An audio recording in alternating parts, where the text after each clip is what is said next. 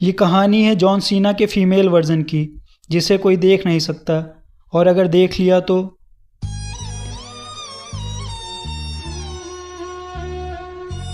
कहानी शुरू होती है जहां राजघराने में 3 पीढ़ी के बाद लड़की पैदा हुई है जिसका नाम है राजनंदिनी, और उसका आज पहला बर्थडे है। पर उसके माँ बाप चल बसे हैं। 3 बड़े भाई हैं जो उसकी देखभाल करते हैं, बड़े राजा, मंझिले राजा, इस बेचारे का कोई रोल ही नहीं है मूवी में, बस डाल दिया है, और छोटे राजा। इधर रामा का उसकी एवर सैड माँ जाती है स्कूल में एडमिशन कराने, बट मास्टर साहब उसे बुद्धू कह के मना कर देते हैं एडमिशन से। तो वो पहुंच जाता है हवेली गाना गाने, एज उसके बाप भी हवेली में गाना गाते थे। और 6 साल बाद राजनंदिनी का भविष्य बताने आते हैं पंडित जी, जो बताते हैं बाकी सब तो ठीक है, पर यह शादी अपनी मर्जी से करेगी, आपकी मर्जी के अगेंस्ट। ये सुन के तीनों भाइयों का चढ़ा पारा और राजनंदिनी का घर से निकलना बंद।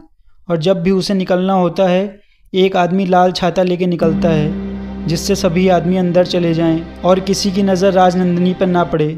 क्या ही चूतियापा है। और आज है राजनंदिनी का 16वां बर्थडे, और गांव की औरतों की दावत है जहां रामा गाएगा गाना। गुलाब जइसन खिलल बारू, तू भंवरा से मिलल बारू। राजनंदिनी की सहेलियां घर ही आती हैं खेलने, जो खेलती कम है इसकी जलाती ज़्यादा हैं। पिंजरे की मैना की तरह तू घर में बंद रह के छटपटाने नहीं लगती? तो राजनंदिनी अपने जले हुए पिछवाड़े के साथ बोलती है, अगर तुम लोगों को अच्छा नहीं लगता है तो फिर मत आया करो। नेक्स्ट डे राजनंदिनी की भाभी उसे मंदिर ले जाती हैं, जहां उसके लोग नारियल फोड़ रहे होते हैं, और रामा विद हिज माँ वहीं से गुजर रहा होता है, और नारियल फूट के उसके माथे पे जा लगता है। रामा की माँ वैसे तो घर से निकलती नहीं है, पर जब निकलती है शी मेक श्योर कि कुछ बवाल हो, और हो गया बवाल। रामा को चढ़ा गुस्सा और भाई राजा के आदमियों की पिटाई शुरू कर दी।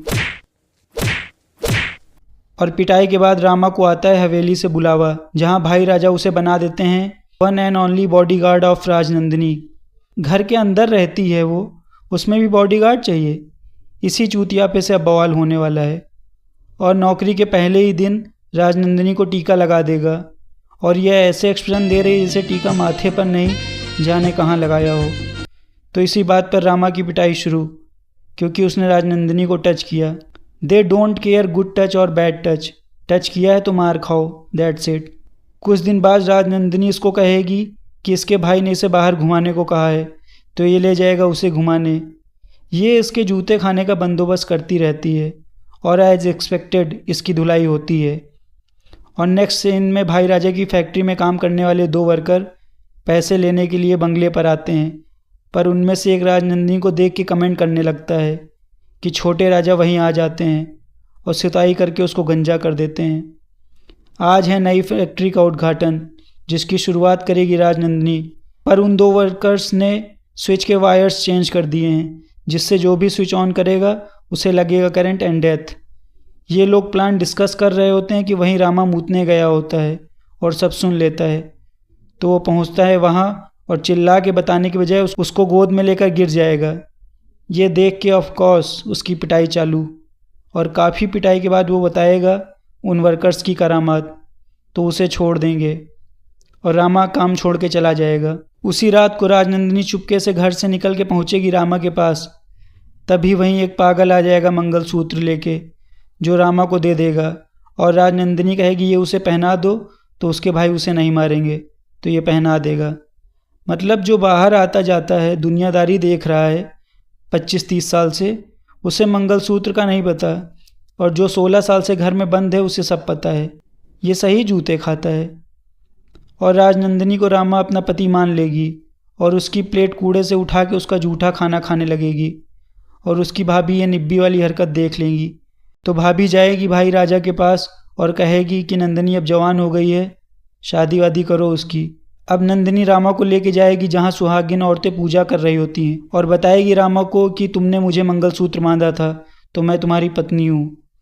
और रामा भाग के जाएगा माँ के पास, और माँ भी कहेगी शादी बिना बैंड बाजे के हो सकती है, पर मंगलसूत्र के बिना नहीं। यानी अभी तक 2-4 जूते खिलाकर छोड़ देती थी नंदिनी, पर इस बार तगड़ी फील्डिंग लगवाई है।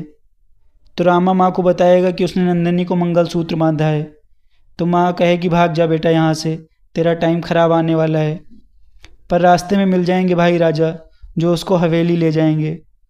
वहीं आउट ऑफ नोवेयर नंदिनी सबके सामने उसे किस करने लगेगी और रामा पिटने वाला ही होता है कि भाभी मंझले राजा को पकड़ लेगी और रामा भाग जाएगा।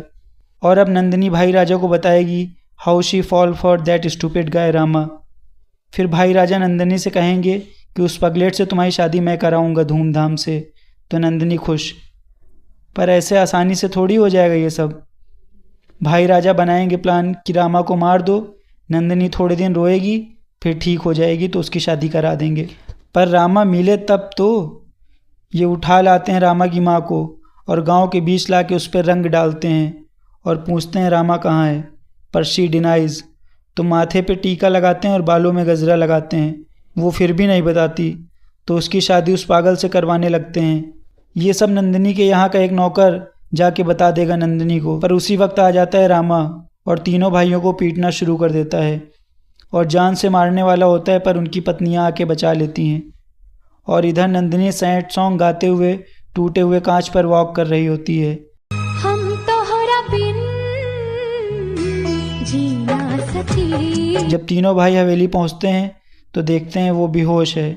तो भाग के रामा के पास जाते हैं और रामा की माँ से माफ़ी मांगते हैं और रामा को लेके जाते हैं हवेली, जहाँ रामा भी एक सैड सॉन्ग गाएगा और नंदिनी को होश आ जाएगा और मूवी ख़त्म।